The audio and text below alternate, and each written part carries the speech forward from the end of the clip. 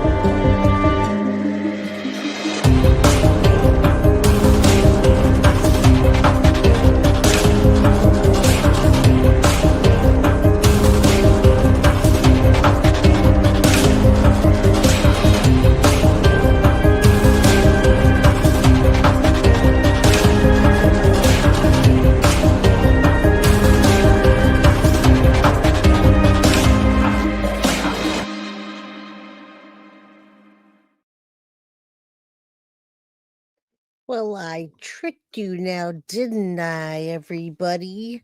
Hello, I'm Jay with Guilty of Crime, and I hope that you guys can hear me. Hope you guys can hear me. I hope you can see me. I want to show this real quick. NaZiyah Harris, Jarvis Butts needs the death penalty, but first, let's get prison justice. What do you guys think about that? Can everybody hear me okay? Again, we have the new setup going on here. And I've got different headphones, so I don't have to wear the over the head ones. I still got some adjustments to do with the computer, etc.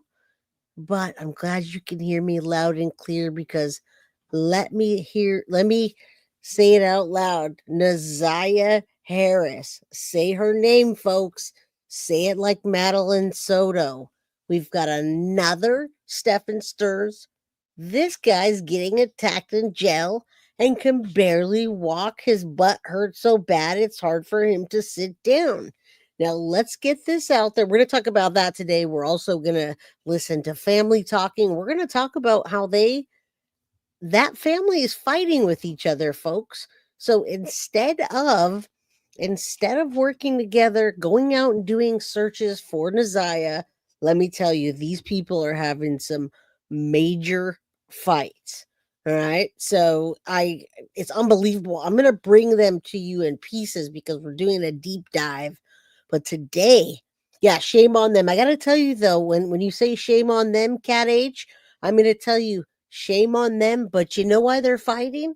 Because many of them were gaining monetarily. They had monetary value by letting NaZiyah be with Jarvis Butts. Now, many of these women were also sleeping with Jarvis. You've got Jarvis's baby mama that has 5 children, and NaZiyah and Jarvis are having sex in her basement. You've got Jarvis's fiance, folks. How is the fiance really not just upset? I saw the fiance go on the stand like it didn't even phase her. I saw her sit on the stand like if she just sat down to order herself some Taco Bell. I'd like to take 2 beef burritos and can you give me some hot sauce while you're at it? Oh man, I don't want to start insulting these people because it's a small community there in Detroit, and I notice a lot of creators are working diligently to put up the NaZiyah case, but it's not happening in the most productive way, and that's what we're going to do here, folks. We're not going to be saying the N words, the N's with the G's. We're going to cut down on the cussing. We're going to talk about NaZiyah Harris and getting justice for her. And first, I want to show you that Jarvis, his butthole hurts. His butthole hurts, and it's hard for him to sit down. And I hope his butthole hurts the rest of his life because he deserves it. He was graping a 4-year-old and gave her an STD as well as an 8-year-old. And these ladies were still fighting over Jarvis.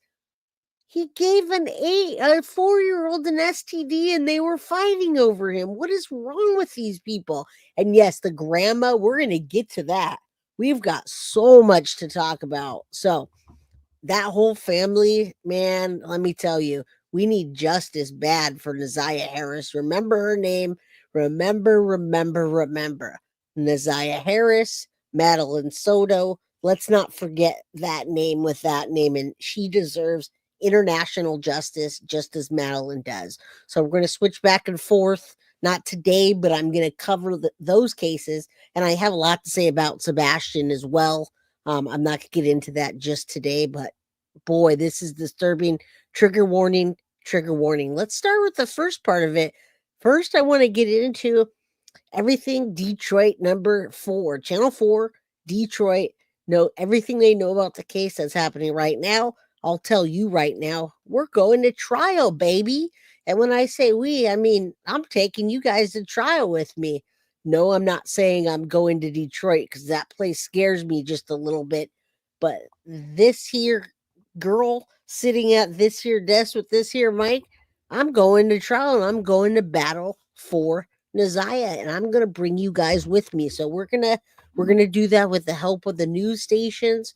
We are going to do that. Let's see if I can move my camera over a bit. It's bothering me. Okay, let's get into it. We're gonna start off in case people don't know. Now, I gotta tell you, Clark, real quick before I get into it, I love you, girl, but it's not necessarily the light-skinned black man. Can I tell you something? Let me give you a quick story. Jay from Guilty of Crime. I'm Puerto Rican and Spanish. I'm pretty much accepted in most people of color communities. I'm accepted very well in the black communities because I'm Puerto Rican. So recently I went to New Orleans and I got myself and my wife and my daughter. My daughter and I are Puerto Rican. So we go over to New Orleans and everybody there was black, right? So they're all cool with us. What's up, girl? I like your tattoos. Come swimming with us. Let's go. So we hop in the pool, and you got all these people of color swimming. Two white folks walk in with their little cups of wine. They look at us and they walk out. Now, these people of color are laughing. They're like, look at those white people. They don't like us. They don't like us. So I got the inside info here, Clark. As a matter of fact, in the black community, the blacker that you are, the darker your skin, the more they treat you like this. So, like, if you have a grandchild that's like really, really dark, and then you have a grandchild with the same parent that's light skinned, they actually treat the dark skin much better because they say they're more pure. Now, I know what you're saying about a light skinned black man. I can tell you right now, they're good looking creatures. Okay, black and white. Like my nephew's half white and half black, and boy, Tori and I almost got a donor that was black so that we can have a child of color that was mixed. Okay, now Clark, you heard it from a black man. You're hearing it from a Puerto Rican woman that has a nephew that's half black, and I have black people in my family, and the blacker the berry, the sweeter the juice, according to black people. If you're lighter, you're not as well. They're gonna praise the black man in the family and say, "Boy, you're the king because you got all that color." So it's a little bit opposite of what you think, Clark. Yes, they're very good looking. I agree with the light skinned black man, black women. They're all beautiful. But that being said, I just wanted to give you that. I'm Puerto Rican and I'm not white Puerto Rican. I'm not black Puerto Rican. I'm mixed Puerto Rican. I'm in the middle. I get along with the Puertorriqueñas and the whatever. All right. So I can say that. So I just wanted to tell you that real quick. Okay. All right. And I'm glad you guys are here. Do me a favor. I haven't even asked you to hit that like button, subscribe if you haven't, and get yourself a membership if you don't have one, because we're going to do some members onlys real soon. And yeah, I never want to insult anyone, but no, I'm in that. I'm a person of color. I'm in that community. I have African American in it down the lineage of me, as well as Puerto Rican. There's black Puerto Ricans and there's white Puerto Ricans. and I'm Puerto Rican, and so is my daughter. And my daughter's dad is a pretty dark-skinned Puerto Rican, believe it or not. All right. And that's why I can talk about topics like this because I'm part of the community. All right. Let's listen to this. If you haven't known anything about this case, here we are today, January 22nd, 2025. Trial is coming for Jarvis Butts. And on the way to trial, Jarvis Butts' butt hurts. Something got in his butt real hard and he's having trouble walking, folks. I'm going to show you a couple of clips like that after we recap this. You know, the murder of NaZiyah Harris has captured national attention. Her body never found, but we have learned so much about what detectives believe happened to her in the time leading up to her murder. Tomorrow morning, the case moves to Wayne County Circuit Court, where the man accused of killing her, Jarvis Butts, will be arraigned on murder charges. Our Sean Lay has covered this case since his arrest, and tonight takes us inside the case. Sean? 3 names to remember here. Zion Foster, Detroit teen. There's a search for her right at this very Lenox Township landfill. Now, Ashley Elkins, there's a search going on for her right now at this same landfill. NaZiyah Harris, there was not a search here at the landfill. A chief investigator on that case is also here, however. There's a search for her Metro Detroit wide. Let's focus on NaZiyah Harris right now and catch you up on the things you did not know about that disturbing case. Detroit should never forget the name NaZiyah Harris. Now, just take a moment and look at the last photo taken of this child. NaZiyah Harris was a child. She was 13. Beautiful little angel, 13 years old, same age as Maddie. Yes, Boricua, Patty. Now, this little girl needs to be known internationally, and that's my job to get her level, to get this case to international level along with Grizzly True Crime, okay? Gorgeous little girl, and she needs to get the word out. She needs to get that out there. All right, let's keep going in this. Remember her. Take a picture if you have to and share this episode, please. 18 years old. Study her face. Look at the light in her eyes. NaZiyah took this final photo of herself at school January 9th, 2024. She was never seen again. Prosecutors believe she was pregnant. She was brutally murdered. The child's body has never been found. When charges were brought, Wayne County Prosecutor Kim Worthy highlighted this photo in a heartbreaking way. She is smiling and waving and saying hello. But little did she know that she was really saying goodbye. The next thing Detroit should never forget is how 36th District Court Judge Aaliyah Sabri at a hearing last week called out many adults in NaZiyah's life, saying they also failed this child. From what I have heard over the last 4 days and 5 days total, is that several people failed her. I don't know where. All right, now this is really hard to find a family tree, you guys. I was looking up family and I was trying to look up and see how they connected. And it's really hard without finding them fighting against each other. So when I get later on in this, I'm going to show you after you see Jarvis Butts not being able to sit on his butt.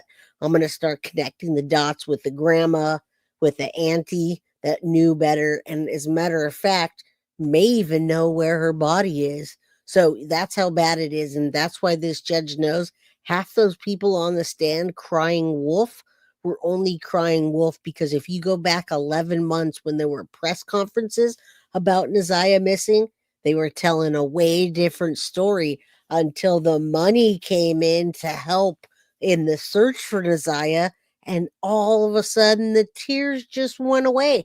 Now, if I get backlash, so be it. I might get backlash, so watch the chat, you guys, because I see people fighting. They might get mad that I'm saying this, but it's all about NaZiyah. I don't care what they say. If they want to bring the facts to me and tell me something different, then they can. But from what I'm reporting on and the information I'm finding, that's what I'm finding right there. The moment the money came in, the tears stopped. All right, let's go. Where her mother is, I don't know anything other than that she was forced to live in a home where she was not protected or given adequate attention and love. But Judge Sabri went further about how family members and Detroit also failed this little girl before she even mentioned the name of the man sitting in front of her, Jarvis Butts, the man at the center of a 5-day hearing. Bit by bit, prosecutors here worked to connect the dots that Butts allegedly abused NaZiyah. That guy slept with everybody and their mom. And when I say that he may have even been sleeping with grandma, folks. He was sleeping with mama that had 5 children. He was sleeping with his fiance. He was abusing NaZiyah, and he was abusing a 4-year-old and an 8-year-old.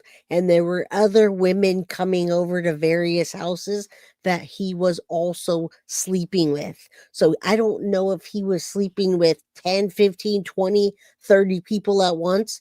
It is rumored that he has up to 30 children. And I'm going to show you that paternity test. I'm going to show you a video in a little bit with his paternity, with how many women have him on a paternity list. Jarvis Butts, so many women, all his name. You guys, I mean, you can't make this stuff up. And, we did the Madeline Soto case yesterday. If you thought that one was bad, this one takes the cake. The only difference is that these people are more vocal, and Madeline's case, a lot people were more sneaky about it. So yes, there was STDs too. Absolutely, there were STDs. NaZiyah, remember that he was sleeping with everybody. I don't know what it was about him. I know he was giving some of them gas money. He was giving them some money to stay there.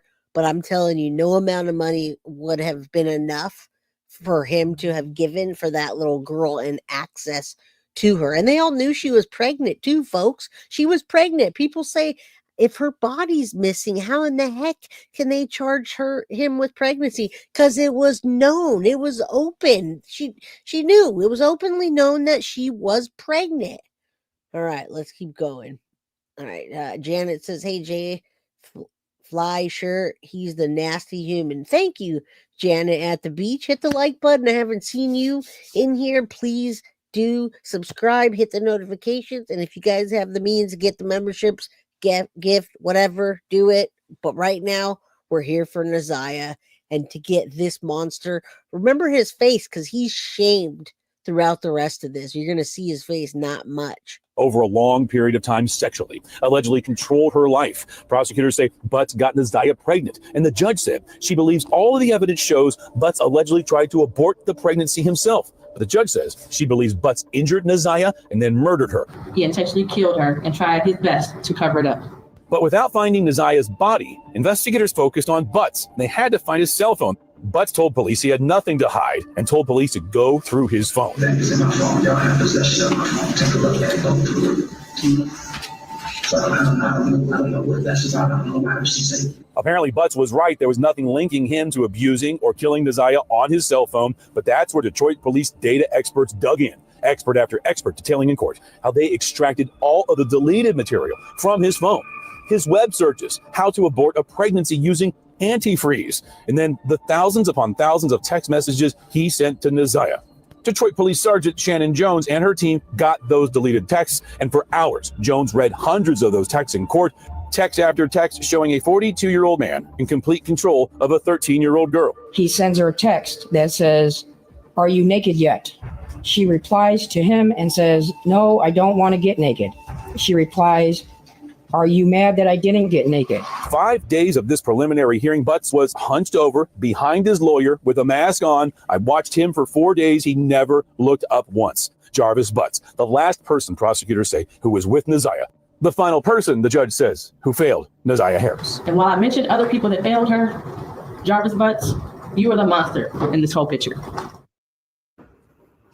Being in there every single day was chilling every single day. If you're And remember, they're talking about the preliminary hearing here. Thank you, Synth Server, for the 5 Guilty of Crime memberships. Also want to congratulate you once again for passing the test of all tests that you've been, and you could drop that in chat. Many people want to know what tests that you passed. So thank you. You guys will appreciate the memberships. Trust me, now this is over. We're going to go back and do more deep dives because I want you to listen to, not today, but I want you to listen to the way the grandma talks about it, about the way his fiance, and can you believe that she's so bold to even call him the fiance? She's still, I can't wait I hope we get jail calls. I want you to know that Bree did put in a FOIA to get calls, to get any information we can. So trust me, we're going to dig deep into this. Thank you, JoJo. Best crew, best host, best mods. Match me. And I got you, JoJo. We got you soon with your girl. Again, prayers for your friend whose life was taken too soon by police brutality, you guys. We have a whole nother topic to get into. Watching right now on your phone's next to you, take a moment, grab the phone, open up the camera, take a look at that QR code with that camera that's on your screen right now. That'll link you right to click on Detroit.com and yeah, I'm gonna do that later, not now. Okay, I got so much more. This is what I want to show you guys. First, I'll start with, I have it very strategic to show you guys because it's gonna make you laugh. It's gonna make you laugh that this guy, this monster, his butt hurts because he was attacked in prison. Not this guy reporting it, not another guy reporting it, but you're gonna see it for yourself. And I'm gonna show you that when he walks into court after we watch this, and this guy has an incident report, which I'm looking into. I could not find the incident report, but this guy's going to break it down for us. So I'm going to bring myself a little bit down here to make him bigger. Sadie's mama, I love you, girl. I hope your health is doing good. I hope you're doing better than normal.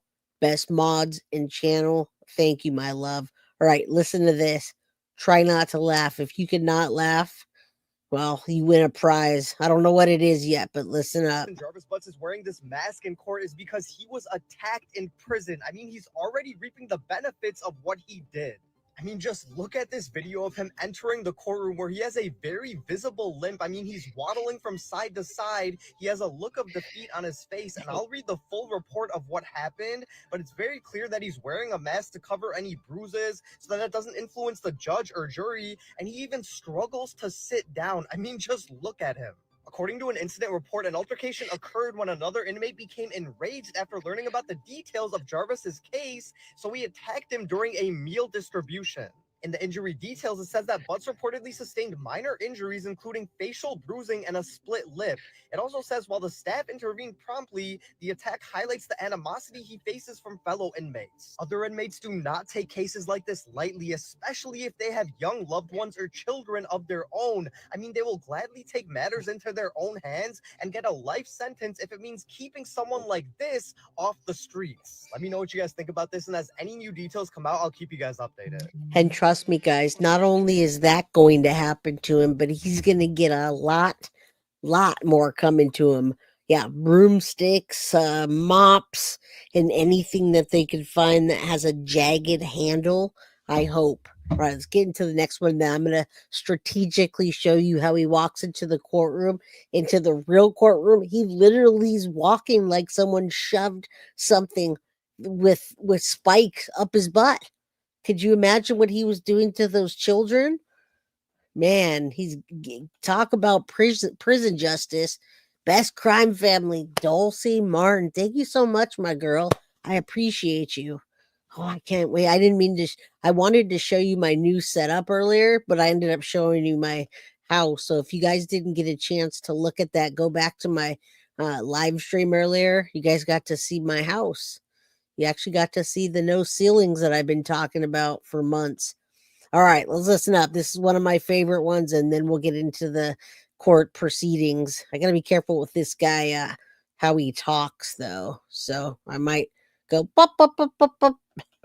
Jarvis Butts was recently beaten in a county jail awaiting trial for one of the worst crimes I've ever covered on this channel. Not only is he facing 2 unrelated molestations of a 4-year-old and another 13-year-old, but also the murder and molestation of 13-year-old NaZiyah Harris. This is the reason inmates will throw their entire life away. NaZiyah, sir. And we want to correct that. If you guys were out there doing the most respectful way, many people have been calling her Zanaya or whatever. It's NaZiyah. All right. So if you guys can correct people in a nice way, we definitely want NaZiyah to be out there just like Madeline Soto. I'm doing my best campaign yet to get her name out there and gain international attention. Yes, another one. Check this out. I love this guy. This is the guy that told us about Christopher Greger getting attacked. All right. Yeah, this guy's spicy. His words sometimes I got to watch. Away. when they see pure evil like this. Before I get into the ass whooping that he took in the jail, let's discuss one of the worst failures that cost an innocent girl her life. January 9th, 2024, NaZiyah Harris will go missing. They realized NaZiyah. she wasn't home. The aunt, the grandma, you would think they'd be going crazy. Where's our baby girl at? They called the school and say she's missing after waiting 24 hours. Now, this is a 13-year-old girl. Yeah, no, that's another problem. And the reason I'm going to tell you that and butt into this, you guys, is because they didn't call anybody for 24 hours. And when they did, they only called the school because they didn't want to get in trouble with the school calling the police department and saying there's a child missing. We don't know what's going on. So they never, even in 30 days, called the cops. And when I say they, meaning the people that were taking care of her.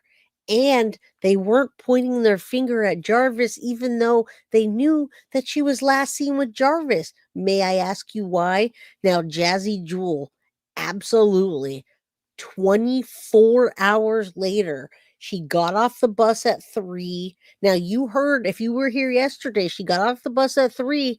In her text messages, they said to meet Jarvis. And you know who's with Jarvis? The guy that owns the body shop with him. He didn't say anything either, you guys.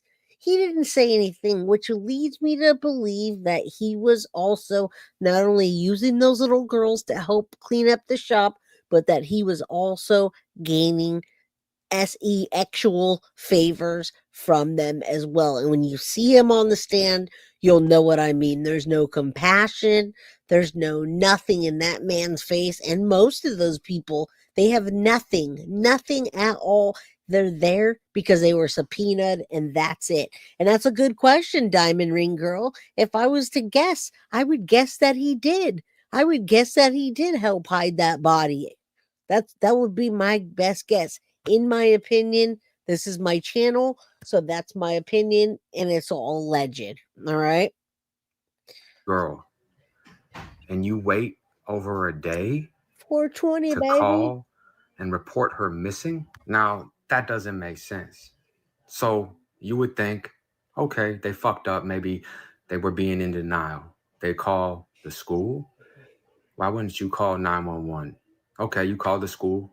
And of course, they called the police. No, they didn't report it to the police for 30 days. 13-year-old girl, NaZiyah Harris, was last seen on her school bus. As it took almost 30 days for any authorities to be called about this missing girl.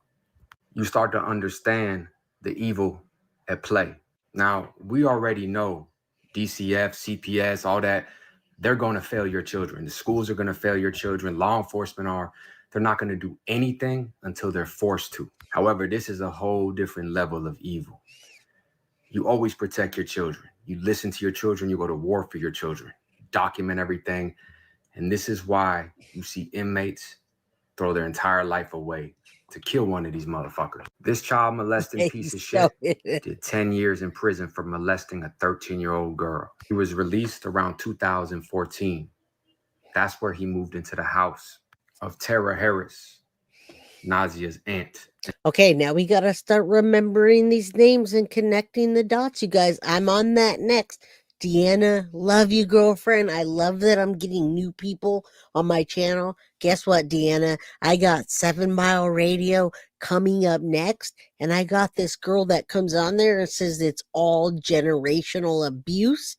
And it's all just accepted and swept under the rug. Now, she's taking bat for Roxy Rocks. There's a Roxy Rocks or Roxy that her name is in there. So yeah, we're gonna go back and forth, Deanna. Thank you so much. We're getting on 7 Mile real soon to talk about the abuse, to talk about who's doing what, who's batting for who, etc. I got a lot to show you guys and a lot to share with you guys. And yeah. Thank you, Deanna. Please. Yeah, I'm glad you listened to it. There's a lot more than just one, Deanna. A lot more than just one. All right. What's up, life artist? Good to see you. Who is this guy? This guy's a I don't know his name right offhand. what is his name? Everyone usually knows him. This is Viking Mindset, and Viking Mindset, he does, he's a TikToker. He just puts it on, I actually grabbed that from TikTok and brought it over here, but he's mostly a TikToker, right? And he was also in prison at some point. And sister of her mother. Now, first and foremost, you just brought a convicted child molester Thank you, girl. into your home around a 13-year-old little girl. And when she goes missing, you wait almost 24 hours to call the police. Well, not even the police, the school. I've never heard of that. It's one thing to call the school to check, call 911, call every agency possible. But you just called the school and then that was it. And when they waited over a month, you didn't do anything to, try to say, hey, I have a convicted child molester living in my home. No, her excuse was he was a good father. That's exactly what she said. Yet, CPS had been contacted multiple times regarding the household. Think about that. They went to a home with a convicted child molester about him having fucked up. So I got to tell you guys, I'm going to give you my opinion right off the bat. He was giving them money. He was giving them money to allow him to sleep with these children under their noses. He owned that shop with the other guy, so money and cash were coming in. It was over a month that they called. 30 days later, nobody really wanted to be involved because they think they knew what was going on, but they had to, because at that point it got turned into the law enforcement, and they said, what's going on? And they looked at him because he has been a registered sex offender since 2005. He gave a 4-year-old an STD, and he was raping another 13-year-old. And those weren't the only ones, guys. Those weren't the only ones. All those women were having more and more children with this guy, Jarvis Butts, and handing their children over to him. As a matter of fact, this guy's right. His fiance was on the stand and his baby mama was on the stand talking about what a good guy and what a good father he was. I ask you, why would anyone do that? You tell me. Is this a generational curse, or is this just something that's acceptable and they pass each other around, and incest is a normal thing? 4 years old, Jamila. 4 years old. Ugh. All right, we're almost to the next section. Relationships with this little girl, and they did nothing. Their excuse was, despite being a convicted sex offender, Butts' familiar ties, the lack of sufficient monitoring allowed him to remain in the proximity of children. Oh, and it gets worse. So the little girl goes missing. NaZiyah Harris. This piece of shit Butts doesn't get charged for almost 8 months. Yes, it took to September 27, 2024 for him to be indicted for the murder and molestation of the little girl. But like I always tell you guys, they don't give a fuck until they have to give a fuck. And this is a perfect example. The little girl has been missing for 8 months.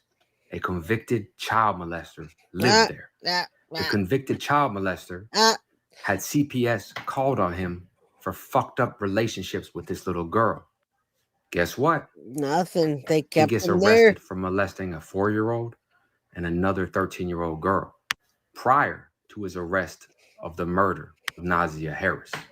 NaZiyah. And they would start to look into his phone. They would start to look into his digital footprint and realize this motherfucker was searching for ways to get rid of a baby, an abortion, conversations with this little girl, this 13-year-old little girl. Then they start. All right, there it is. And this is why they knew she was pregnant, guys. They don't have a body, okay? They don't have a body, but everybody knew she was pregnant. The text messages said, hey, man, I'm at PE right now, and it's really hard for me to run a mile when I'm pregnant. You know, my belly's hurting. I need these things to eat, et cetera, et cetera.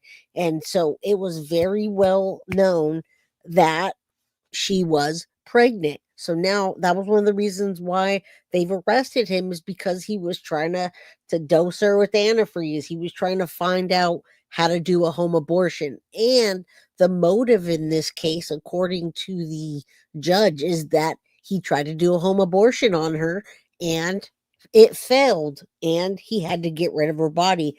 Which, if he was trying to do one that day and he had his homie or his friend that was with him at the shop, that means there were two people there. I can't understand why they don't have that guy as a witness, but maybe things will change. Yes, Blue, holy freaking moly. You don't hear about this stuff only in horror movies. Are tracking the phones.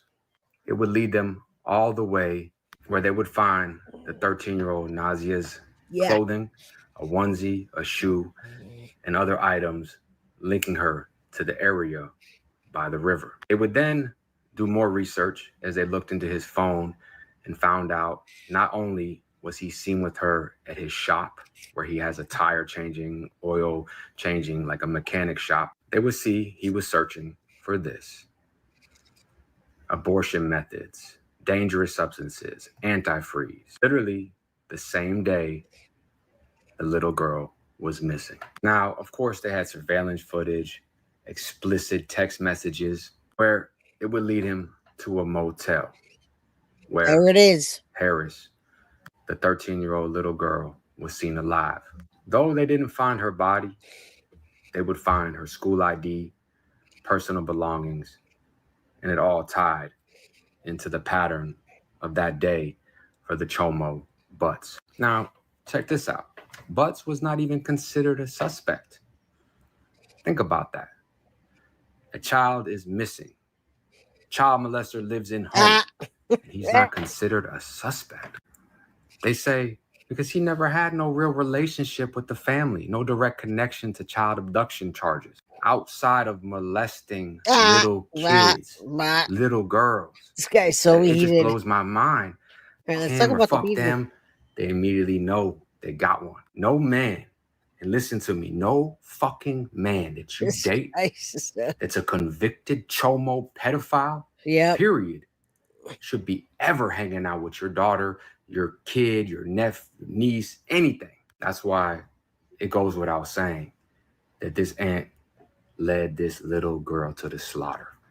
All right. And when he says the aunt, he means the aunt that had 5 children from Jarvis. So I'm going to pull this down. This guy's like I was trying not to go that harsh. Like, I'm mad too, but sometimes you're counterproductive when you are cussing like that. So I'm going to show you another clip, and then I'm going to show you, I see people saying there's a lot more out there. There are a lot more out there. I want you to see the paternity tests, and I want you to see final witness takes the stand in Harris's disappearance. And this guy is going to trial, baby. Trial's supposed to be happening, or jurors starting to be picked next month. Now, unless he was to come clean and say, hey, let me tell you where her body is, let's make a deal. Don't think that's going to happen, but I just want you to watch how this guy walks. This was the real deal when he got beat up. This is how he walked into court, and this is why he had that mask on, was to hide his ugly, bruised face. Wednesday was day 3 of testimony in the Jarvis Butts preliminary hearing regarding the disappearance of 13-year-old teen NaZiyah Harris. Much of yesterday's testimony involved law enforcement officials and various experts. That included Wayne County's interim deputy chief medical examiner, Omar Reyes. He says he reviewed NaZiyah Harris's medical records. Did you see anything in there that would have caused NaZiyah to die naturally? No. However, when the defense cross-examined him... Is it your job to declare somebody as deceased? Typically? Typically, I am the pronouncing doctor when we respond to a death on a scene. Okay, so if you were to go and view something yourself and have personal knowledge of the circumstances surrounding the incident. Correct. Detroit Police Sergeant Shannon Jones also testified. She explained that when she inherited the case, there were immediate red flags. Number one, she's never been missing before. There's been no updates on any of her social media, which is very uncommon for a young child or a juvenile. They're addicted to those. There had been a last known contact that she had possibly met somebody is what we were informed, that there was a text message. Jones also discussed items found during the River Rouge area search, like the shoe, later determined to be a match to those belonging to Harris. The sergeant says investigators executed at least 20 search warrants, including electronic devices belonging to Butts. They testified that they discovered questionable Google searches from December 2023, a month before Harris disappeared. The searches surround the belief that Butts wanted to find ways to conceal getting NaZiyah pregnant. What's visited, it's Drink Me and Abort Your Baby. Thank you, guys. Herbal Thank Abortion Tea by Maya. And the site visited is PlannedParenthood.org/learn/abortion. Thank you. /the abortion pill. Thank you. Ooh, back here live now, the 36th District Court, and undoubtedly family and loved ones are having a hard time listening to that testimony inside the courtroom. We'll find out if the courts do take this to a full trial. No, they're taking this to a full trial, baby. We're already done with that. All right, now I want to show you guys before, and then I'm going to get into the family member. You guys are going to hear, and thank you so much, Dulcie Martin, for the 5 guilty of crime memberships. Love seeing you guys in green. Absolutely love it and appreciate it. Check this out. If you thought it was bad that somebody would let a monster like that in their house after knowing that he's been a chomo since 2005, and that he has a whole bunch of handfuls and handfuls of victims that are children. Look at this. Check this out here. You see that background right there? Those are all paternity tests from all different women that he slept with. He was just running around getting them pregnant, right? And I tried to find the best content out there for you that has the best and most sophisticated words, because we don't need to have bad words to convey the message. Now, you might not be able to see this, but behind this bougie gang, if you guys want to go check her out, you can. Real talk, bougie. These people, these are all cases that are a paternity test. It's Tiffany versus Jarvis Butts, Latasha. Okay, I'm just gonna, these are all Jarvis. Jarvis. Tiffany, Latasha, Shannon, Diamond, Camilla, Alula, Shannon, Angel, Shannon again. Something agency, Shannon, and it goes on and on and on. All right, we're going to listen to this for a few minutes, and then we're going to hop into the cousin of NaZiyah Harris, never heard before anywhere else. So please hit the like button and stay here.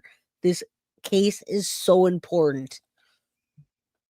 Okay, guys, welcome back to my channel. You guys know who Jarvis Butts is? Jarvis Butts is a man who's currently sitting in Wayne County Correctional Facility. He is being held for some weapons charges, and he also has 3 cases regarding some child sexual assaults, including a former girlfriend's child, his own child, and NaZiyah Harris, okay? Jarvis has a multitude of paternity and child support cases, and that's probably not a surprise considering the fact that he is known to have at least 13 children, but it's also been said upwards of to 20 different children, okay? So what I have on the screen, which you'll see back in just a second, is 15 cases, okay? 15 cases. 7 cases belong to Shannon, and 8 other cases, one including a foster care case, and then 7 other moms. It's absolutely stunning to see what this guy has had going on. Now, remember this, folks. These women were welcoming, and I'm glad you said that. I didn't see your comment, Cladybug. What the hell is wrong with these women? How desperate do you have to be to move a chomo in with you and your children? Not only are they desperate, but something's wrong with their brains beyond that, because this guy's not only chomoing other people's children. He's going into the incest realm of his own children, and he's taking those girls, not doing that with the boys that we know of. He's taking those girls and surrounding himself at that piece of shit shop that he owned. Because trust me, that shop that they own just looked like a trash dump. I have so much more to show you guys. What's up, Jeep Zara? Good to see you. NaZiyah story is picking up momentum. I'm happy to say that the NaZiyah story is picking up momentum, but that's not why I'm covering it. I've been covering it since the moment I knew that it needed to be covered. That little girl needs justice. But look at this and look at how many desperate women, knowing that he's doing incest to his children, to all children, and then taking them to the shop and making them work for free, surrounding himself, bragging about sleeping with them, just laughing about it. You tell me his partner didn't know? Absolutely, in my opinion, he did. All right, let's keep going. You guys, this is disgusting. And how many children are at play here? And this is just Wayne County. I'm not exactly sure all of the counties where Jarvis has lived, but specifically, let's look at these cases. So starting out, Jarvis had his first case where paternity either was being established or was established in 2006. So that's almost 18 years ago. And we've heard that he has a child that's well into his 20s. So that's not really surprising that there's almost a 20-year-old case with someone named Tiffany. I've blocked out all of the last names, as you can see, just for privacy. Unfortunately, some of these women either willingly or unwillingly got involved with this guy, whether they knew his background or not at the time that they had children with him. So like I said, again, I did block out the full names for privacy purposes, but there was a Tiffany in 2006. Hopefully you guys can see this. Okay. So Tiffany in 2006. And then we have Latasha in 2010. There's a case with Shannon in 2013. That could be her oldest daughter. And as you can see here, it'll say paternity, other support, paternity, other support. So it's either establishing paternity and or legitimizing the kids for maybe any other government services or potentially benefits that they're getting and establishing the paternity. So Tiffany in 06, Latasha. Yeah, we're going to do a little bit sooner next time. Love you, Bree, but I opened up a lot of your things and it's not letting me in. So I'm going to use this for right now. I did get this letter from Roxy Rocks. And guys, before I get to you guys will have to remember these names. Roxy Rocks is one of the people that's intertwined in the cousins and partial family. And you're going to hear one of the girls or the women that was also abused and saying Roxy Rocks is a hero and blah, blah, blah. I have something to read you that is coming from Roxy Rocks before I get into the next segment. I can't get into this, Bree, but thank you. I don't know why it's not letting me in. Pasha, there's obviously Shannon Harris. We're going to Shannon Harris in 2013. There's Diamond in 2015. Camille in 2015. Iula in 2017. Shannon again. Shannon has 5 kids with Jarvis. I'm not really sure if she has the bulk of, the repeat kids, whether he just has 1 kid here, 1 or 2 kids here or there. And then Shannon has pretty much the mother load of children for him. Any of you know those details, comment down below. But let's continue. So Shannon, like I said, has 7 cases on this docket. Then there's Angel. We heard Angel's name in the preliminary exam, but we did not see her. She did not testify, and it's quite possible maybe she could come through when the actual trial starts. Not really sure what happened with Angel and where she fits in, into any of this, if at all, but her name was mentioned as one of the places maybe where he laid his head at night. I'm not sure, whenever he had a chance to rest, because it really seemed like, based on the preliminary exam, he had various women that he was dealing with simultaneously. Not only that, but they let that happen, folks. They were okay with it. You saw his fiance say that he'd come in maybe 8, 10 o'clock at night, and then he'd dip out at 2 o'clock in the morning. And then what?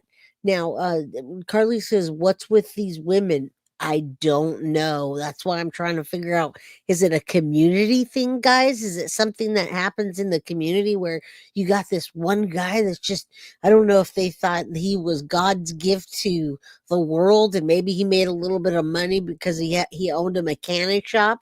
I saw that some of the stuff that he was doing was trading work. So like if some of the ladies, and us women, I'm not going to say all of us, but me, I don't get my hands dirty on stuff like that. Like I don't know how to work on cars. All I know how to do is put gas in my car and go. You guys were with me today when you saw me putting gas in my car, so I know how to put gas, but that's all I know how to do. So I don't know if this guy was exchanging, fixing their cars for him, money. I don't know what he was giving them, but boy, whatever he was giving them sure was working. Justice for X, another child fed to predator. Absolutely, Nancy Jean. Remember NaZiyah Harris's name, because you're going to hear a lot of it coming from me and my community. Yeah, this guy, man, I can't. And we got a little bit more, and then I'm going to get into, you're going to hear some stuff, ladies and gentlemen. The guy was extremely busy, right? Yeah. Another case for Shannon. Then this one said foster care agency placed. So obviously there was a child that was placed into foster care. Which mother, which kid, I do not know, y'all. And based on the set of circumstances, if I did have that information, we'd probably be super careful as far as how we would put that out. But as far as just the basics, there was a foster care case. So clearly there was a situation with one of the custodial parents. I mean, obviously it doesn't seem like he had the time to be very instrumental in these kids' lives concerning, considering the fact that he'd spent time in penitentiary, that he's busy making other babies, and he's just, obviously these women are out on their own, having to handle the bulk of the parenting and financial responsibilities and all of those things. So 2020 foster care case, then 1, 2, 3, 4 back-to-back situations with Shannon. Other support, open inactive, paternity, open inactive, paternity, open inactive. We get the point of this. She's posting, Hold on. So refrigerators can have 3. Oh, this one, you guys. January of 23. Okay, this was him still having babies with other women. I want to watch part of this. And then I want you to know most of the people here are not YouTube people. These people are either on Facebook and they do the Facebook thing, or TikTokers. And when I say TikTokers, not like, a professional TikTok channel. That's just where they take the platforms to. So we're going to get to that next. Bree, I was able to open that up. So thank you. The family here is getting shat on. People are getting mad because they're not understanding which ones helped, which ones didn't. Many of us think most of them didn't do anything except Jarvis's sister. So we're kind of introducing you to the family real quick, and then I'm going to show you what happened within the family. It's a lot of abuse. A lot of abuse was happening in that family. And as a matter of fact, I don't care about Jarvis Butts, and if he gets abused, he was abused as a child. He didn't talk to anyone, never got the support, but he went on to go ahead and keep on doing that. So yes, Jarvis Butts was actually abused. I'm sure it was probably a man. I think that he was getting abused in the way that that we would think that would happen in jail. So yeah, and thank you, Deborah Arizi, for saying that. Love this channel. I love you guys, and I try to keep it classy here, keep it 100 with you, but at the same time, make sure we focus on the victim. So we're just gonna see that ban. That's another one of his babies, folks. And then they're gonna introduce a bit of the family, because you gotta know about the family to know about this case. Unless there's another baby, this one looks like, okay, and you can see on the bracelet. There it is. Harris. It says right there, 12723. Baby Harris. So now I want to show one other thing since I'm over here. It's like, why not? So I'm on Shannon's page, and you guys know, so Shannon again is one of the baby moms of Jarvis Butts. Okay, so there have been conversations regarding about the chains on the refrigerator, and we saw that in NaZiyah's Instagram feed, and we've seen it in random videos. So since you all seem to be struggling with the concept, let me help clarify. By state law, personal refrigerators can have locks, chains, as long as children have access to their fridge at all times. That I don't understand. I don't know why Shannon was getting into that or why they were locking things, but I don't think that has anything to do with NaZiyah. From the beginning, feel free to do so. But I think in order to help keep it proactive and positive, all of these children, and I don't have a lot of. So that just gives you an idea of how many. Now we're going to get into, we're going to get into the family kind of dynamics. Let me show you real quick, because you are going to hear Roxy Rox's name quite a bit. And she wrote something that I'm going to read for you guys. Now, I love you guys. Rectal clean out. Again, you guys hit the like button, subscribe if you haven't, and do all the YouTube things if you can. Jarvis Butts is the one who's a registered child. Yeah, Jarvis Butts is the one that took the life of NaZiyah Harris, and he groomed her to the point where she was thinking that that was her man. She called him Bae. That was her Bae for life, you guys. Probably because of her people in her chat. I'm not sure what you guys trolls. If you're, why are people on Facebook laughing about a post?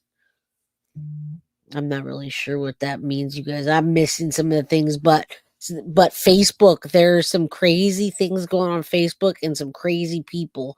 Jill and Brian, haven't seen you in a while. You say you're 30 minutes behind. Say what's up. Take the case, stream and trial with us. Much love back to you. I haven't seen you in quite some time.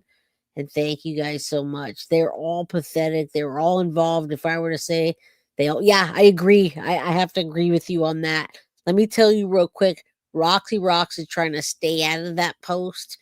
She says, if you just tuned into this case, here's a few facts to know about me. And what she's telling us here is that she's not NaZiyah's mother. She's not her aunt. She's not her cousin. She's never met Jarvis. And she's not with the immediate family. I was never in any of their homes. I haven't seen NaZiyah since she was 2 or 3.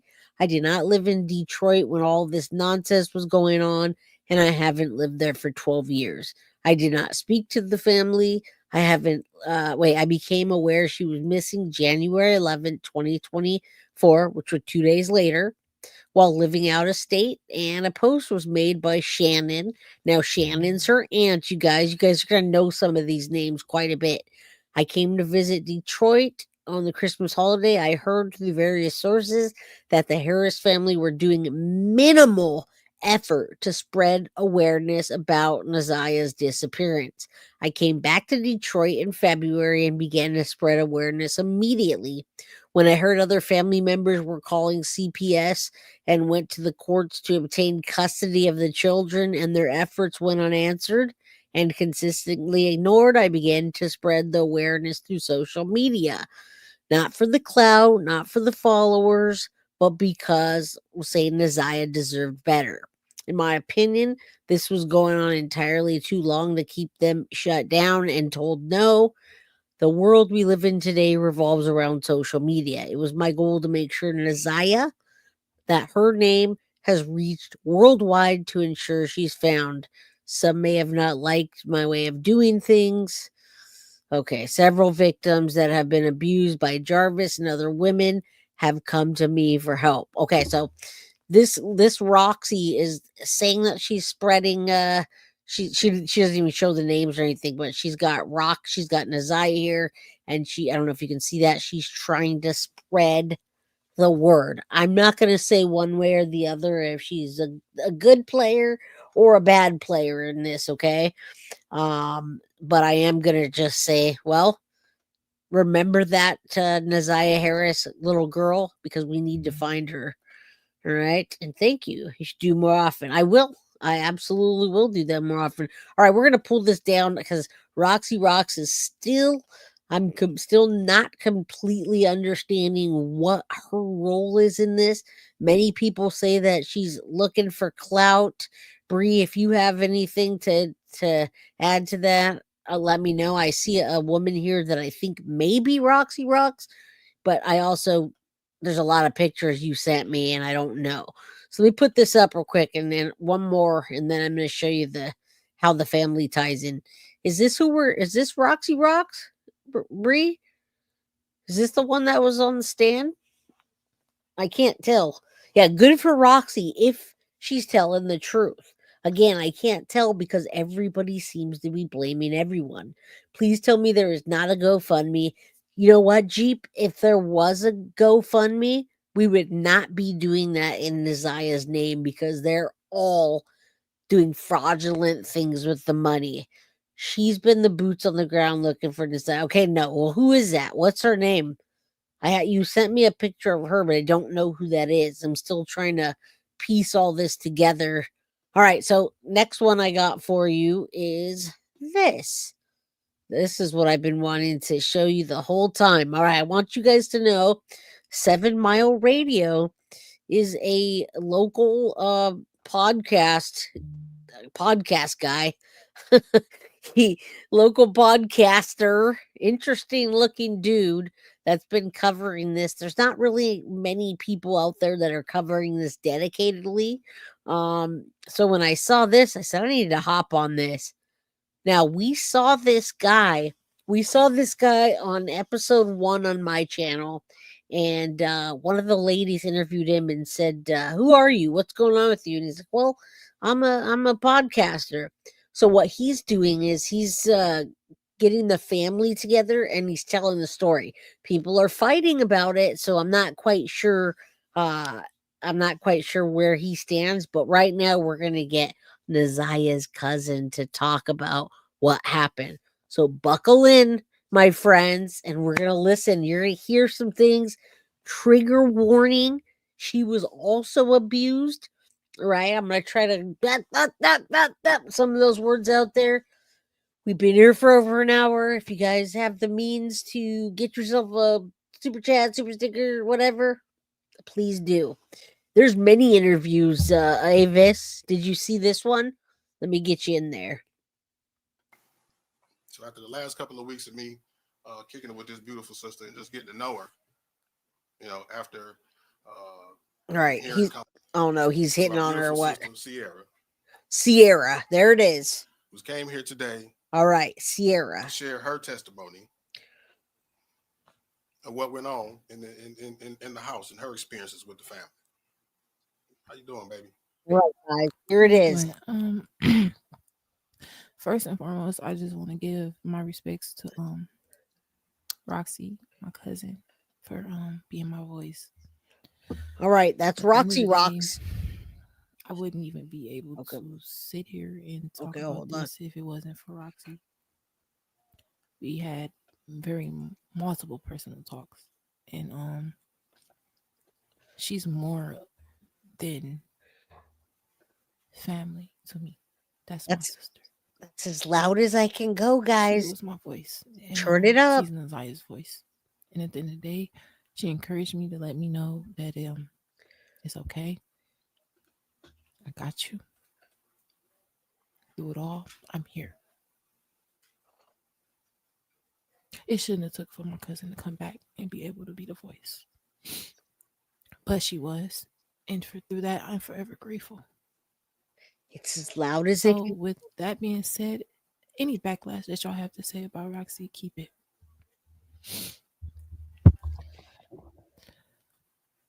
Furthermore, it is hard talking about this, but at the end of the day, like I said, I have backbones and they're there for me. So I'm able to talk about it. And I do wish I would have talked about it sooner. I did not know what was going on. But once again, close family members let me know that the things that I thought happened to me, and it took me a long time actually, to recall what happened to me. I thought I used to dream about it. I have a therapist that I talk to. but I teach my kids to speak up. All right, so she's going to get into it very soon about what's happening. This is NaZiyah's cousin.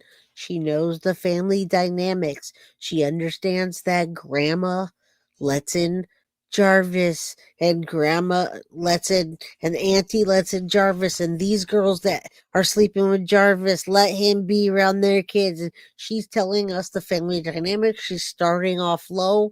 Maybe she's high. Maybe she's scared. I don't know, but her voice is going to get higher. She's talking about Roxy Rocks, who we just read earlier from that article. Roxy Rocks is not part of the family, but she's trying to get justice for NaZiyah. All right. Let's go. Yeah, I can't turn it up anymore, guys. I apologize. And the worst fear for you as a mother who has been touched or molested is for your kids to go through it and to suffer in it. And Roxy told me, when you're able to talk about it. And she encouraged me. So once again, I'm here, and it's not about me. It's to bring awareness on the situation. It's to bring awareness that NaZiyah case is real. It can happen with family and loved ones. It can happen with the ones that you trust the most. And talk about it. Speak on it. If you see something, say something. Because a lot could be prevented. And the ones who don't believe my testimony, I pray for you. I love you very much. I don't hate you. I pray you seek validation in your life. And I pray that I mean you well. Who I hate, and I don't have hate for no one. Trigger warning, guys. I hate you, Jarvis, because you stripped NaZiyah of her innocence. Something that was once done to me, and I know how it feels to seek validation in the ones who did it to you. Because once again, like I told you, I love my cousins, and I seek validation in them for asking them and for still knowing what they did to me and still trying to reach out and still wanting to be around them because it's family. Like you told me that, part of the reason or the main reason why it was hard for you to speak about this for so long was because, these are your family members and you love them. Yes. And you didn't want to hurt them. No. And that's the exact dynamic. That's the exact component that keeps so many kids silent about what's going on in the households because they don't want to hurt the people that's hurting them. And then you said this is going on from age 6 to 12. Yes, and I once again, both of my child fathers can even vouch, even close family members. A lot of people could. I went through a lot of things. It's not about me. At the end of the day, both of my child fathers know that I'm not lying because they even had to suffer from my trauma. And that's the truth be told because I have 2 children. I have an 8-year-old and a 3-year-old. And I promise you, the trauma lives on. I don't play about where my kids go. I don't trust certain family members. That was part of what you said to me that first day that I met you. You said, Mark, that's why I never let my kids go over there because my kids don't know half of my family, and I hate that. I love my cousin. I love Roxy because I know it's a safe place. I know that there's nothing weird going on. I love my cousin Malik. I love Brianna. I love my auntie Kenya. I love my cousin Miguel.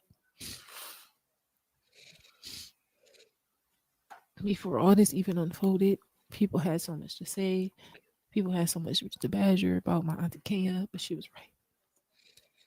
Now, what I do hate is that Kiki and Janelle is bickering with my cousin because at the end of the day, you should be combining with her because I'm not going to lie. Y'all had some, y'all shared a little light of. Now, Roxy's going to come back on. She's on the other side. If you guys really want to understand this story, this is why I'm doing this. I also have another episode ready to go, and it talks about family matters. Okay, now the family matters is them fighting who's who, the grandma on the stand, and what she has to say, what we think she knows, what these people think that they know. Roxy's out to bat. Roxy's up to bat for NaZiyah. It's not the grandma that's standing up there. It's not the people that were supposed to be raising Roxy. It's not the auntie that had 5 kids that should have not let NaZiyah be in the basement with that monster. It's this Roxy girl, and you'll see her when they pan back to her. It is very twisted, but the reason it's important to tell this story, you guys, is because this happens all the time within the family dynamics. I'm glad Mama Pearl's not here today listening, but I got to tell you, that happened with my mom in her family dynamics. She's one of the middle children. Her older sister got married this man. They have all this stuff going on. My grandma, my mom's mom, said, you need to go over to your sister's and you need to go help her take care of the kids and clean the house. And while my mom was over there helping clean the house and take care of the kids, her sister's husband was raping my mom. For years, they would send her back over there to go help. And my mom couldn't tell. She didn't think they would believe. I think one time she might have tried to mention it, and my grandma said, oh, no, that's not happening. Don't make stuff up. You need to go help your sister.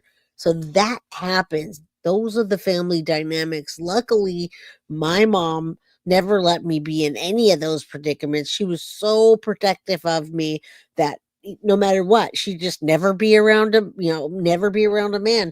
When you go to bed at night, you lock your door. As I was growing up, because I had a stepdad, I have a brother, and it's not that you don't trust those people, but when something like that happens, you make sure that you extra take care of them. So I was always raised that you get out of the shower, you take your damn clothes in the bathroom and you get dressed in the bathroom before you ever come out, because you don't want that split second of a guy to think that. So yes, that happened to my mom. My mom's been on the show before with us in chat. My Mama Pearl has said that these things have happened to her.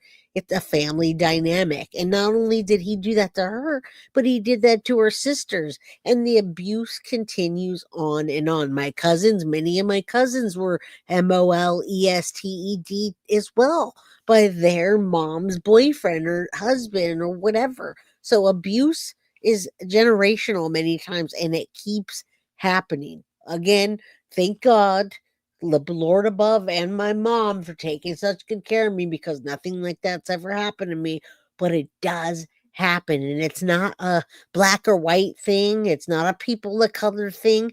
It's a human thing. And when you think about this that's going on there, and you think about what happened with Madeline Soto, it's all the damn same. It doesn't matter what color your skin is. It hurts, it's trauma, and it continues. So thank you guys for being here and listening to my rant. I just want to let you guys know it happens everywhere. And I just want to make you guys aware of this. And yeah, I am too.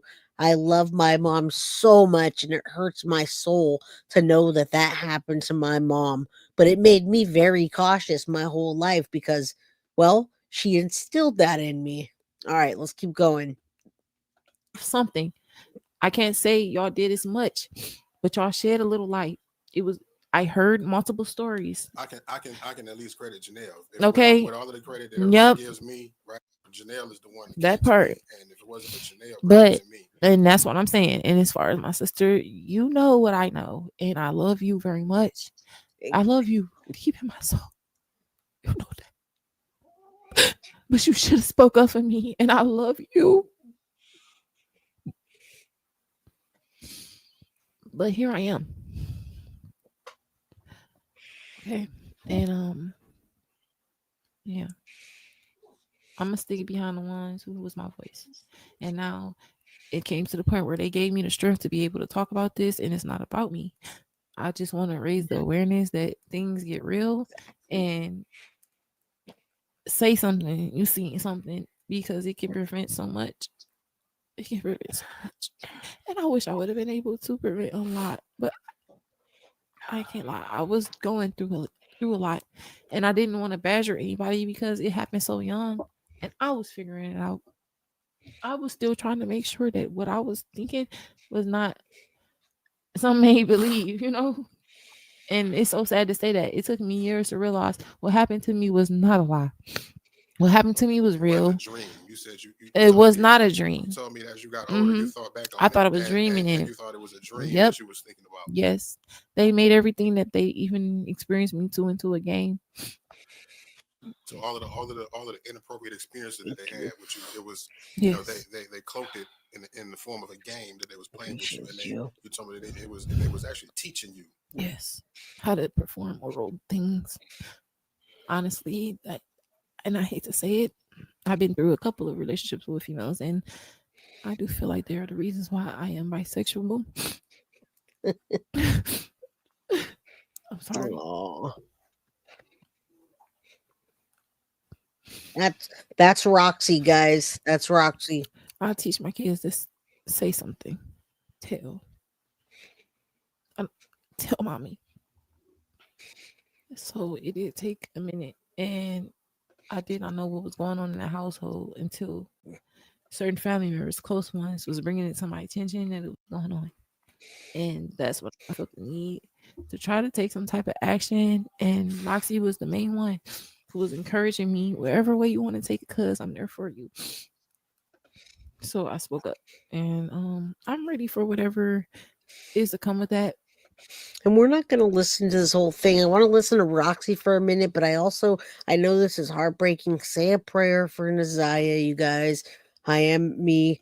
Says it's so heartbreaking. It's rough. I know. I should have maybe done more of a trigger warning. This case is very rough, but it's very real. And if it could save one person from this not happening to because somebody's eyes are open and they say, man, something's not right about this. Something's going on in this family. Something needs to be said or whatever it may be. If it helps one person, then we've done our job. But we're also here for NaZiyah Harris.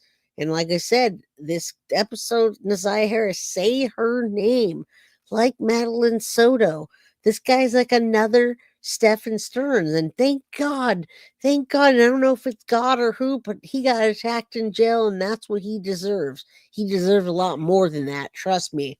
I also had another clip today. I'm going to listen to this for another minute because I wanted to make sure you know who these people are, who Roxy is and who this lady is, because you're going to see her some more. I want you to find out. I want to play that the woman that was walking from her home found a school ID associated with NaZiyah in March. Now, she told the court it had been on the ground for 2.5 weeks before she decided to pick it up. In my opinion, I feel like this was staged, like they dumped her stuff and they kind of scattered it around to throw people off. But I also, in my heart of hearts, have a feeling that Jarvis dumped her body, but he had help. Either he had help by the guy that he works with, or he had help in being directed by the baby mama that should have been helping.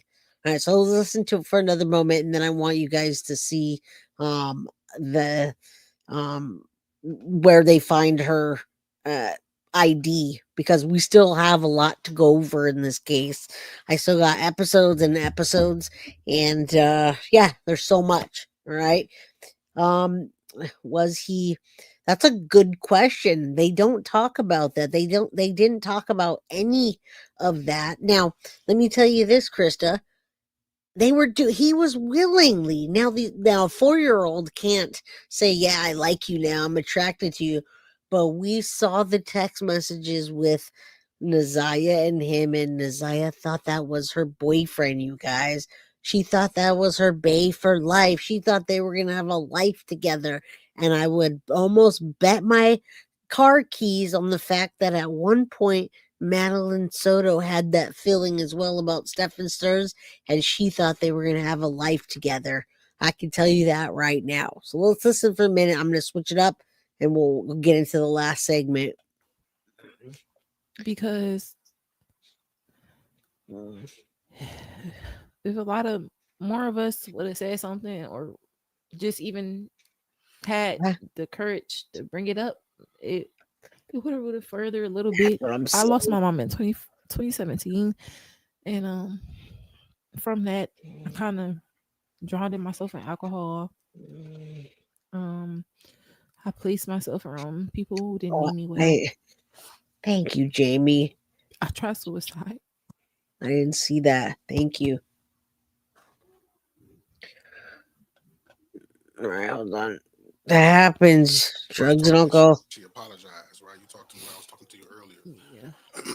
You said that it was a half-ass apology. Like what exactly could have been said to apologize after what kind of apology, or what did she say to you? Did you I feel like speak back up a little bit from I feel like we Yeah. had like a half-ass, like it was around.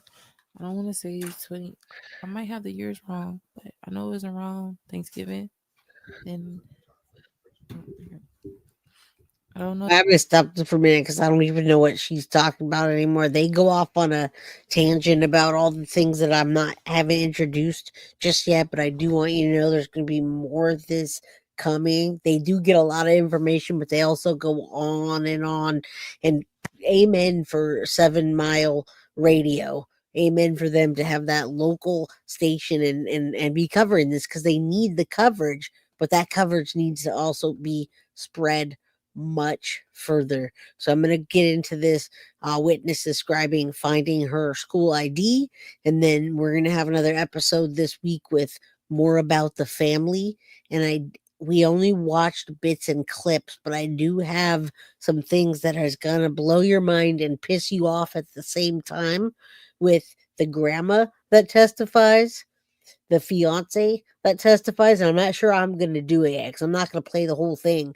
But the two people that piss me off the most that testify are the fiance of Jarvis Butts and the baby mama, the one that has 5 children. I want to jump out of this chair and strangle both of them. All right. Allegedly. I allegedly want to do that, right? Because I want to get myself in trouble. All right. Thank you, Bree. We're going to see if we can get a message out to Roxy and see if we can get her on the channel to maybe explain things a little better on how the family dynamics work and what the locals think. Oh, you said Shannon? Oh, okay. You said Roxy and Shannon. Okay. Yes. Justice for NaZiyah. Now let's listen up here because we are going to go back. And not now, not today, but we are going to go back and listen to the people that piss me off the most. And I'm going to tell you why as I, storytell about this case and who is on the stand and who's going to be on the stand for trial, because this is not a trial just yet. And hold on a minute. Ms. Smith, I want to call your attention back to March 7th of 2024. At that time, in what area did you live? That's where I live currently. I'm 7 Mile Evergreen area. Okay, and is that 7 Mile. Evergreen and St. Martin's? Yes. Okay, is that in the city of Detroit, Wayne County? Can you guys hear it? And on March 7th, 2024, did you come into contact with the police? Yes. Okay, and what was the reason you came into contact with the Detroit police? You're my alibi. Thank you. I found a young lady's ID. And where did you find that ID? Directly across the street from my house. And was it like a driver's license, school ID, or something else? School ID, you look like. And when you found that, was that the first time you had seen it there? No, I stepped over it for 2.5 weeks before I decided to pick it up. Okay. Turn it was up. there a reason after 2.5 weeks of noticing it there that you decided to pick it up? I just decided to pick it up that day. I was going out shopping. I said, well, let me get it and send it back to whomever it belongs to. Okay. And when you picked it up, did you read the name on that ID? Yes. And what was the name on the ID? NaZiyah Harris. And did that raise any NaZiyah. in your mind? It sure did. And what's the reason NaZiyah, you're concerned? not Zanaya. Before it came out.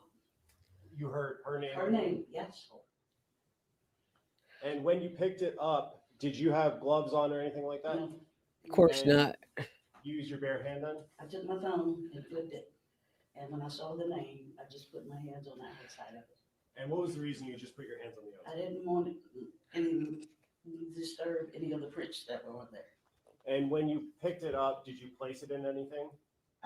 Once I got to the next stop, I was on the bus line. I took it in the gas station and I put it in a lid. Okay, so let's back up for a second.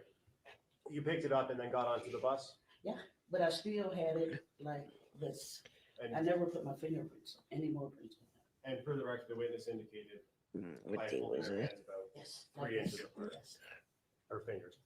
And when you got to the gas station, did you go into the gas station? Yes. And did you tell the people in the gas station about what you found? Yes, sir. I also told the bus driver what I had found.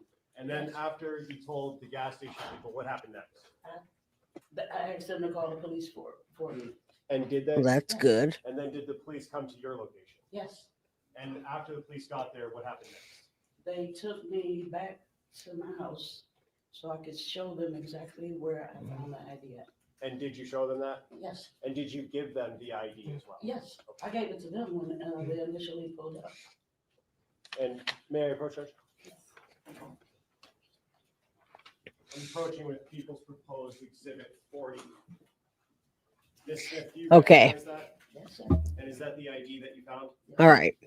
If you guys can't hear that I'm all, it's kind of pointless in playing it because they're not even showing the information. So I'll find the best. Thank you, Gia61. Thank you so much. Peace, love for the $9.99. I'm gonna do this next thing. Then I wanna show you what's sealing the deal here in making this go to trial and the cousins testifying against and all of the above. So let's pull this down. I don't know why we can't hear her, and I'm sorry. I have better clips and I have much more. Let's go on to this one. I have the cousin against suspect. Cousin testifies against suspect in the unaliving of NaZiyah Harris and the essay of the teen. All right, now let me thank you so much. And thank you for gifting the membership, Jojo. I appreciate you. All members are welcome. We love you guys. We love all the new peeps here. You guys are so respectful. Okay. So this is what it gets down to. This is how it's going. This was updated on January 8th. The cousin testifies. Let's see if we can hear this. Witness statements continue with the preliminary hearing. Thank you for joining us. I'm Terrence Friday. And I'm Meredith Bruckner. Harris's body was never recovered after disappearing nearly a year ago, but a witness testified yesterday that she saw 42-year-old defendant Jarvis Butts with Harris in Ypsilanti the evening she went missing. CBS News Detroit's Jack Springate joins us from outside the 36th District Courthouse in Detroit to tell us how phone records are shedding more light on Butts' whereabouts following NaZiyah's disappearance. Well, an expert in phone records forensics and cell tower mapping delivered a compelling timeline of where they tracked Butts' phone the day NaZiyah disappeared, as well as the following 36 hours.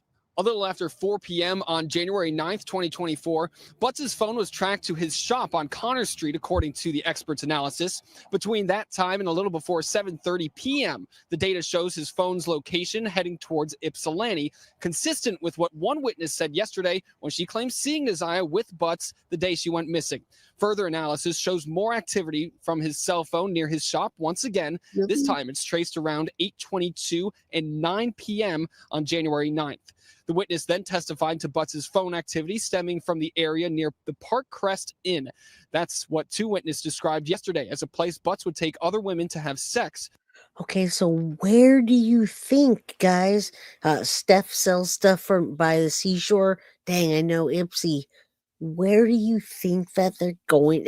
I think I have a good sense that they are going to find her body. I don't think that she's very far from where his shop is and where she got off the bus.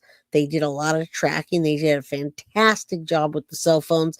Had they not found all of those cell phone transactions between them, they wouldn't have known. They wouldn't have known what they know. So I do have a feeling they are going to at some point find her body. I do truly believe that they tossed her stuff out like garbage to throw them off. I believe the aunt also had something to do with that. The aunt did not want Jarvis to be locked up. Remember, he has 5 children with her. She wanted that child support. She wanted that help, even though, ugh, disgusting.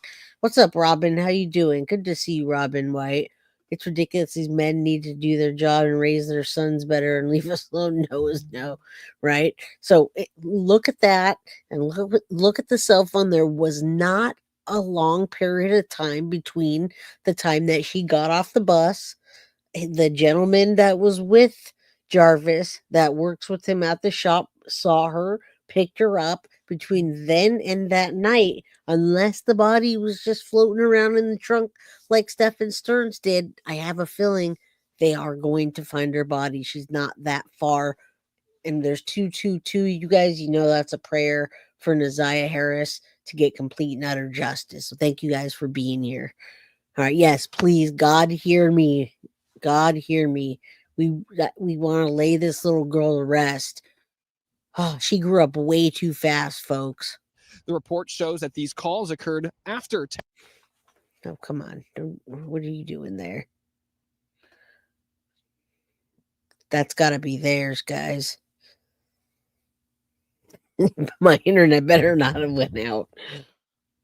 Hold on. Wait, what? Parkcrest Inn. That's what two witnesses described yesterday as a place Butts would take other women to have sex. The report shows that these calls occurred after.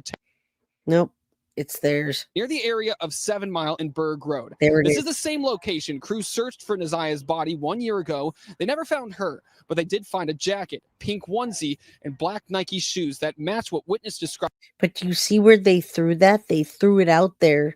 They threw it out there where a body would be. So what would they have done with that? Where would they have put her body, and why would they just have thrown her stuff other than to lead the police to a different area? I suspect they don't have DNA. Yeah, her shoe was hanging on a branch. I swear they just rolled by and tossed it out. But yeah, it's interesting, right, Avis? Look at that freaking area and think about it. Think that guy's not that smart. He had somebody with him. They were tracking his phone.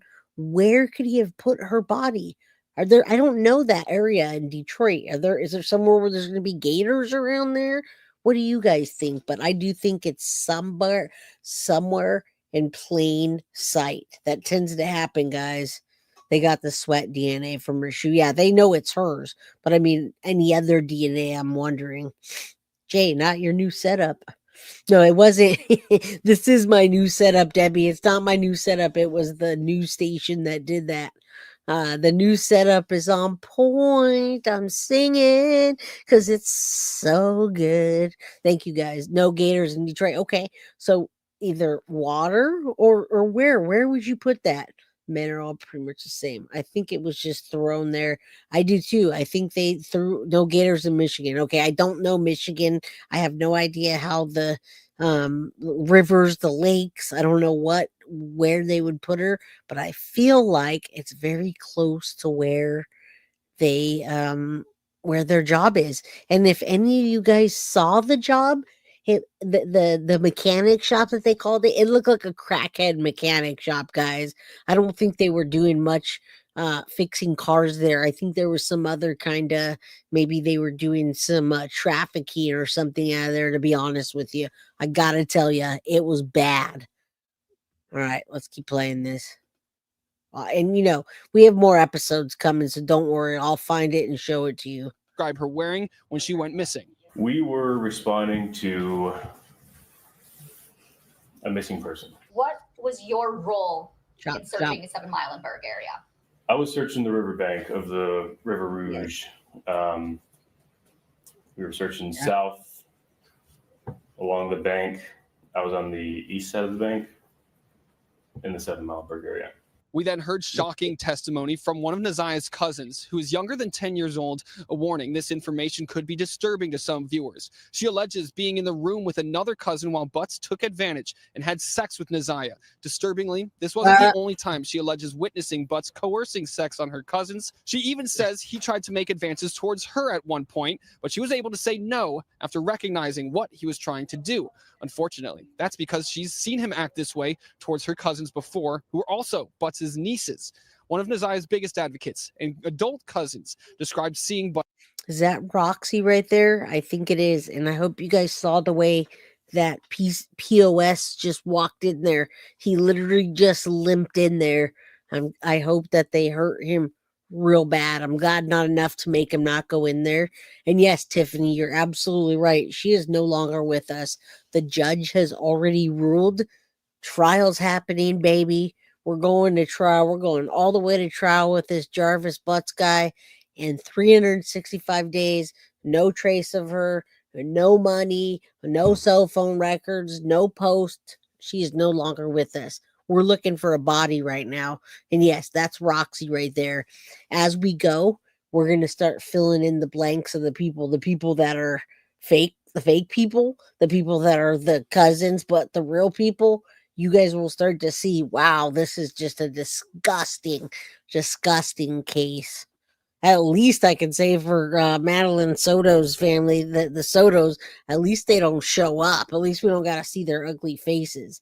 Now, Tiffany, we just watched it this week, and I'll probably run over some of the best testimonies from the preliminary trial this week. We're going to trial, baby. He's in jail, but it did take them months to arrest him, even though, and I'm going to tell you, this family knew that NaZiyah was with Jarvis Butts. They knew that she got off the bus and he picked her up. They didn't call anybody for a full 24 hours, and then they never called the police for a whole 30 days. Okay? So just keep that in your back pocket. It took them about 8 months to arrest him, even though they knew. Now, she went missing January 9th, 2024. She's been gone, nothing to be heard of her 365 days. And girlfriend, she was pregnant. So they know in their mind, he was trying to get rid of that pregnancy. And there's a mechanic shop. They did look there. It's just a junky ass place. They did look there, and there's nothing there. They're not finding her body. They're hoping that he comes clean, but I don't think he ever will. Butts in court after hearing these allegations. I don't have nice words, There's necessarily for that. But obviously, I have to be strong for my family. I have to be strong for NaZiyah, and I'm putting my trust in the justice system. And it doesn't get much more difficult to hear witness testimony than what we heard from that young girl this afternoon.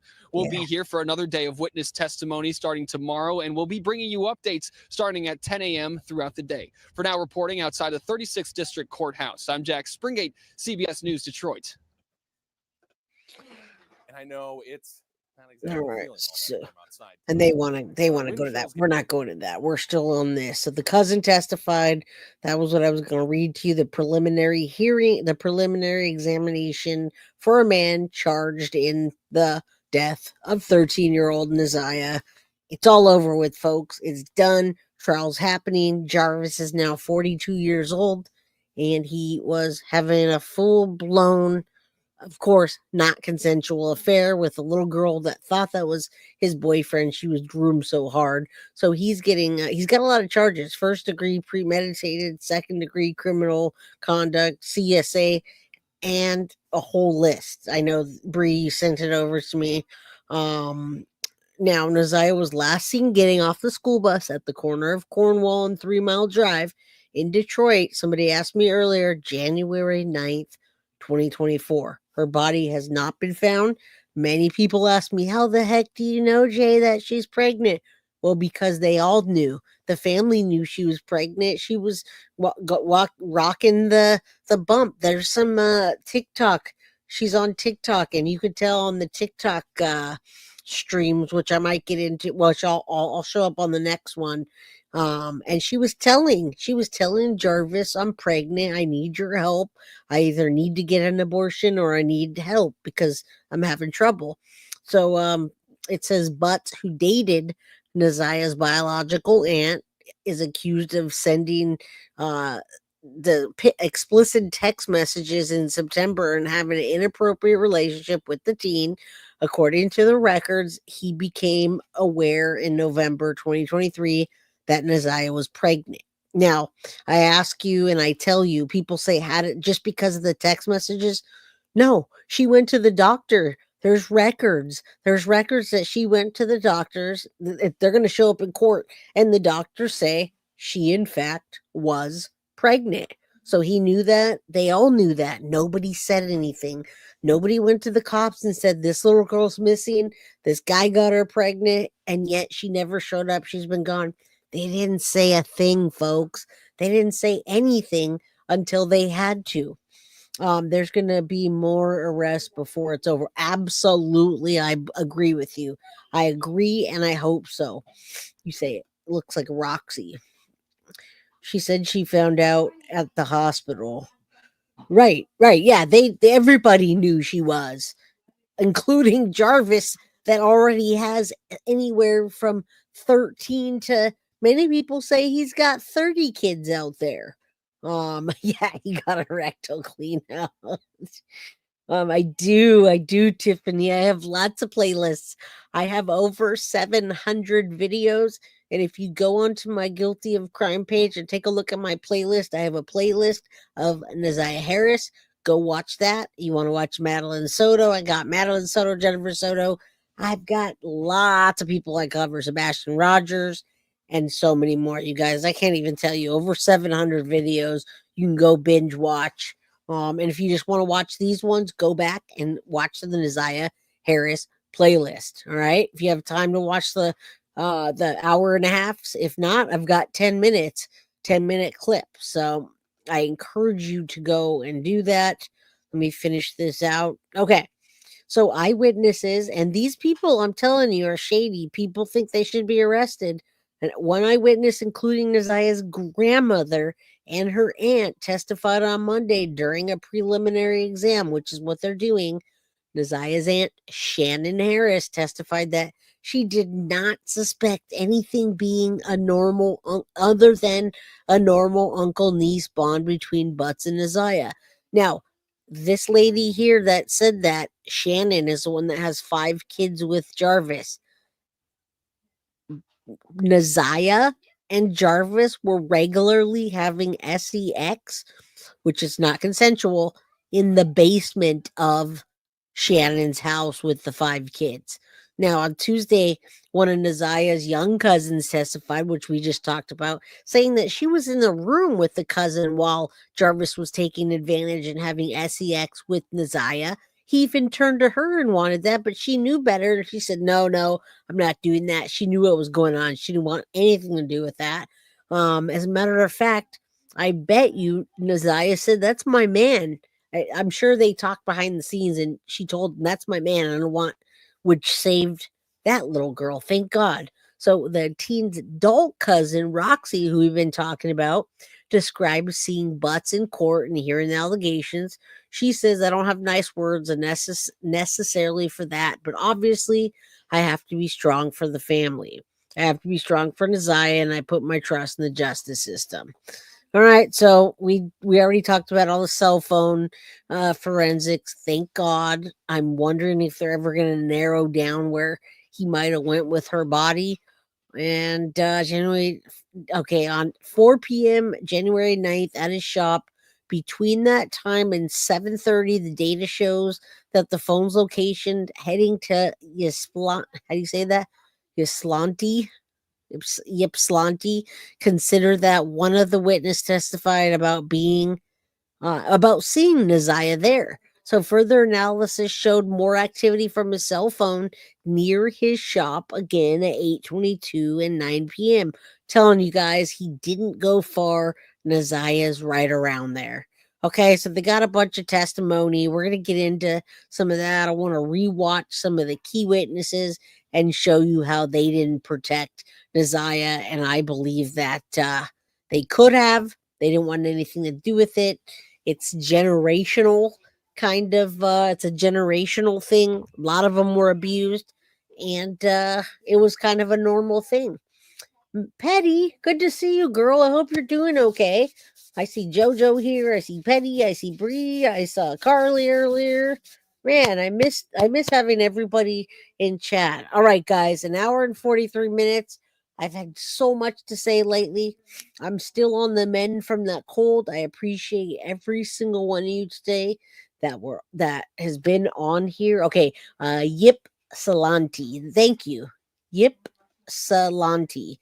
I love how you guys help me pronounce. Cheryl Ypsilanti. Thank you so much. I appreciate that. Yeah, this is not a normal case, but we're going to make sure that we get this out there. We're going to make sure that Madeline Soto and NaZiyah Harris are both household names, folks. All right. So thank you guys for everything today.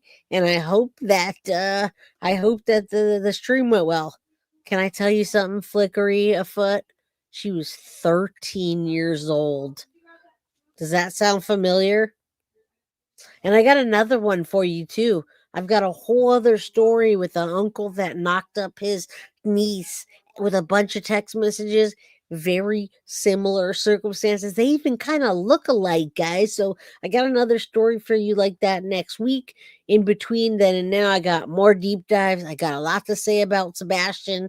I still got the coverage for the transgender assailant that now says that she wants to be a boy, and she's got a lot of mental health issues. She's believed that the Slender Man asked her and her friend to take her other friend's life.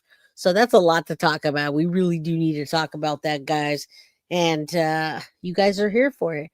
So thank you. Drop a comment. Let me know how this stream went. Let me know if it went nice and smooth, and if this new computer is working for you. Okay. All right, guys.